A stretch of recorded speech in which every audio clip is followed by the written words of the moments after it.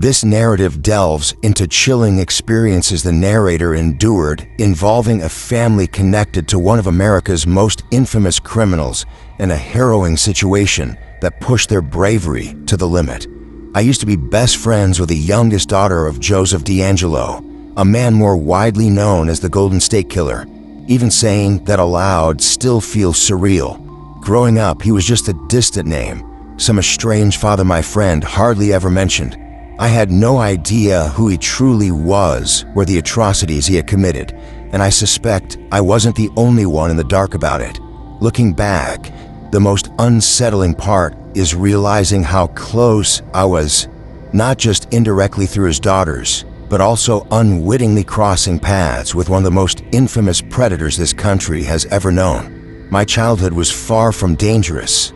It was a typical suburban California life, filled with neighborhoods, shopping centers, and the occasional horse barn. Horses were my passion growing up, and that's actually how I met both of his daughters, at different times through separate circles.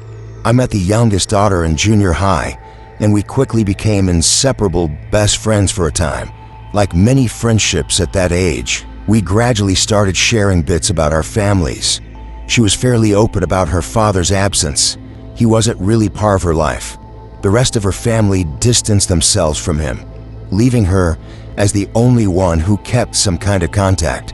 That unspoken tension around him was always there, lurking silently, but never addressed between us.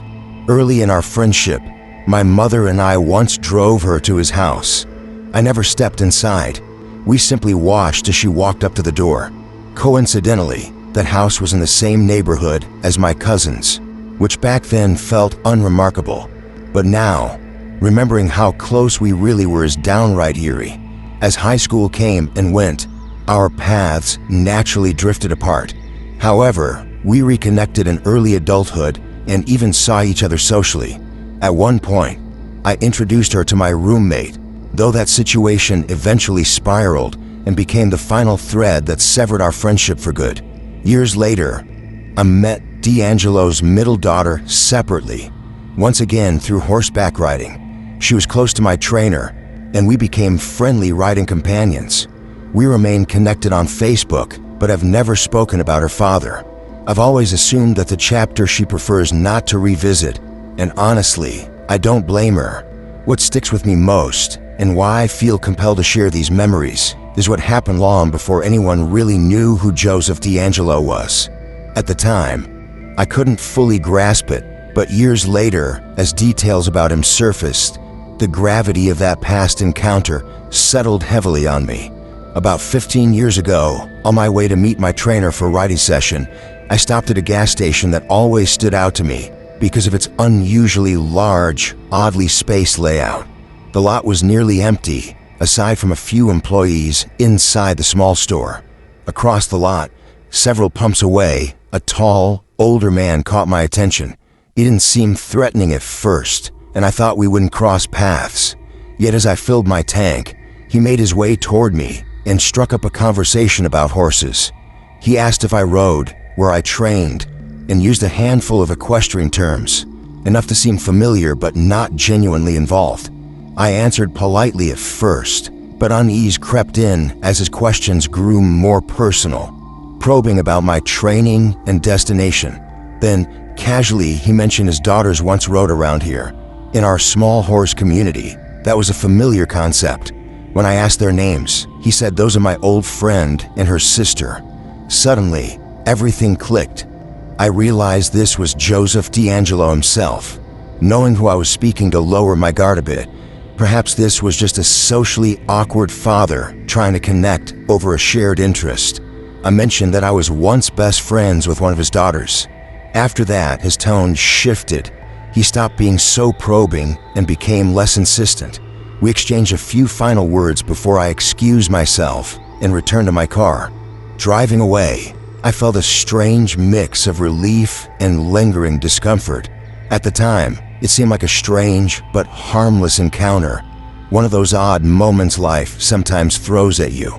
However, years later, in 2018, when Joseph DeAngelo was captured and revealed as the Golden State Killer, That gas station interaction took on a chilling new meaning. I wondered, what if I hadn't known his daughters or mentioned the connection?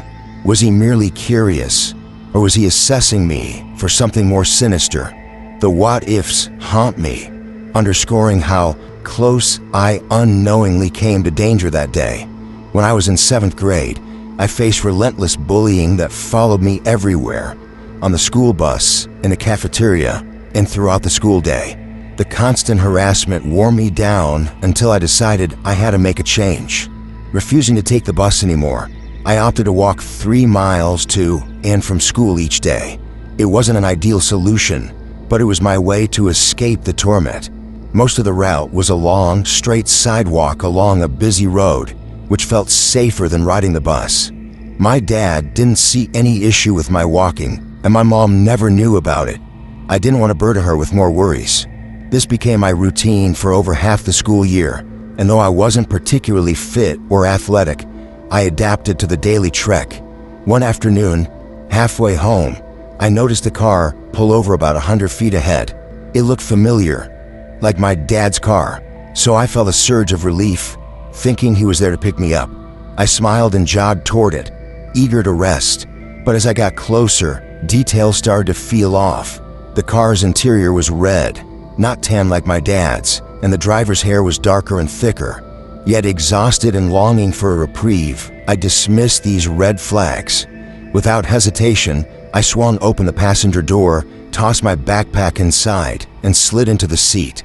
The man behind the wheel wasn't my father. He was older by at least 2 decades, with dyed black hair, sitting stiffly with a fixed smile, one that felt disconcerting rather than warm. Suddenly, the door locks engaged with a quiet click. Fear gripped me. The man spoke calmly. "Hello. I saw you walking and thought I'd give you a lift." I said nothing, heart pounding, tried to remain calm. As we drove, he asked if I was on my way home, and I managed a quiet yes. When I told him which turn to take, he hesitated, veered off the expected path for a moment, and then corrected course. His tone shifted. "Are you sure? We could just go for a little ride, just for fun." His words weren't a suggestion. They were command veiled in casual friendliness. I studied my voice and replied, "No, I need to get home. My dad's expecting me." He sighed, like he was disappointed, but agreed to take the next turn. Then he added, "Maybe it's better if I don't drop you right at your house. Don't want your dad to get mad for giving you a ride. Could ruin our plans for tomorrow." Grateful for any chance to get out, I agreed and pointed to a nearby apartment complex, nowhere near where I lived. He pulled over, unlocked the doors, and I scrambled out. As I shut the door, he called out with that unsettling smile, "See you tomorrow." Same time, I forced a nod and quick, "Tomorrow," then walked briskly away. The car idled behind me, his eyes watching.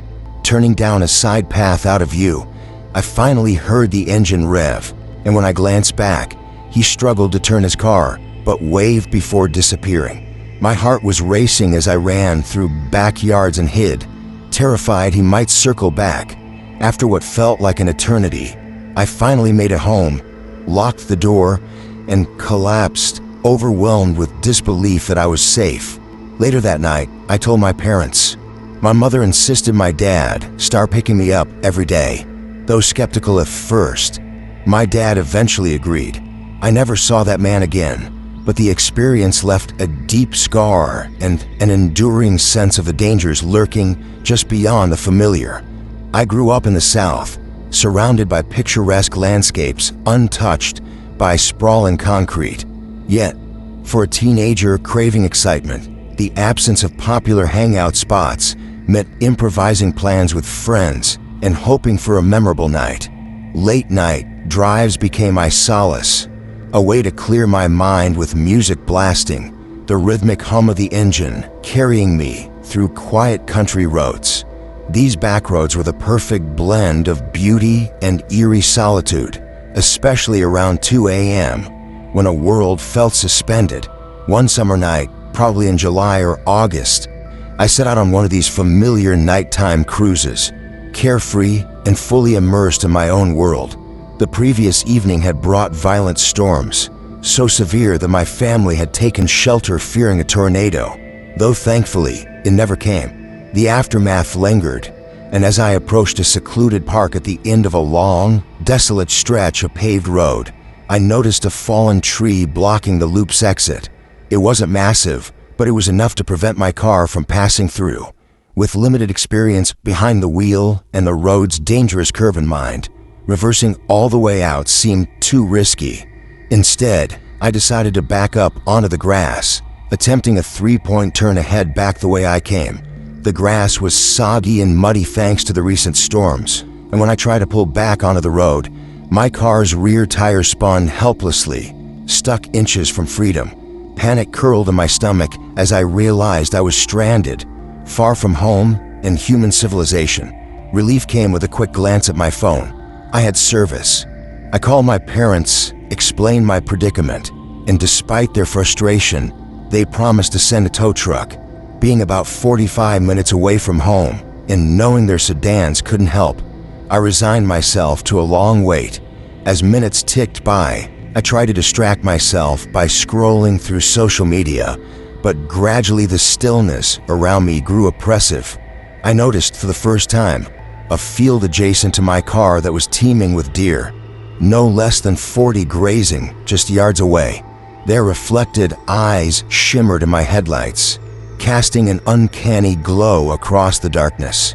While their presence was oddly comforting, it also intensified the isolation of my situation. About 15 minutes later, my parents called back, informing me the tow driver was another hour and a half away. The news hit hard.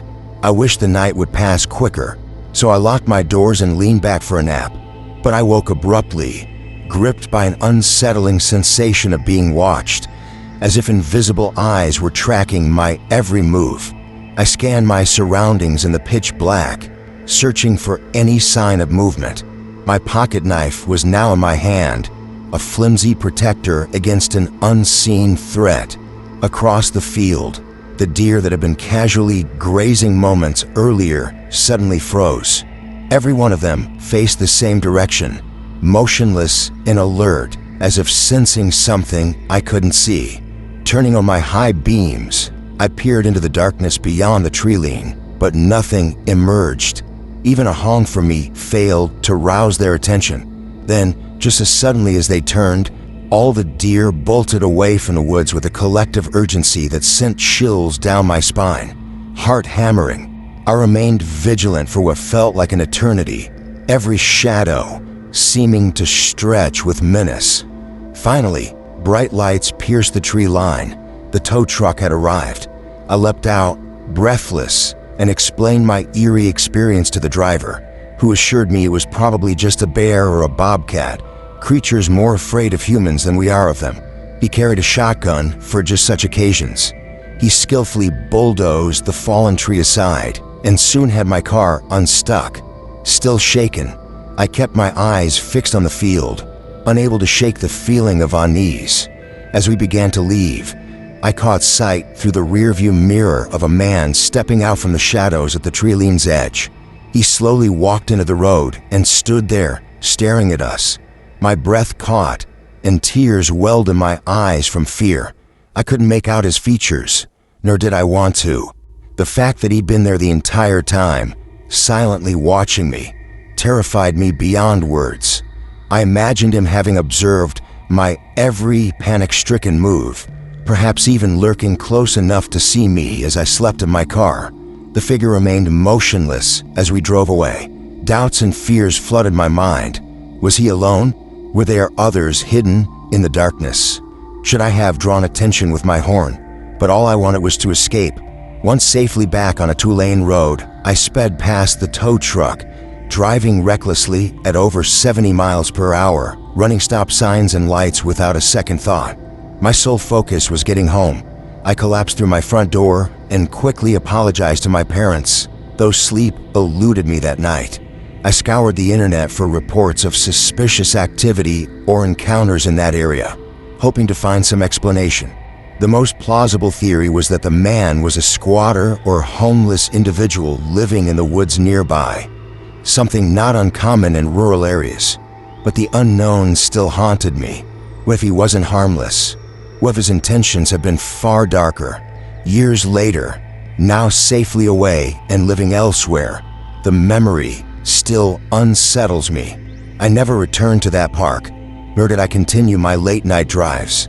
Though I occasionally enjoy cruising during daylight hours, past midnight, you won't find me on the road. Not after that night.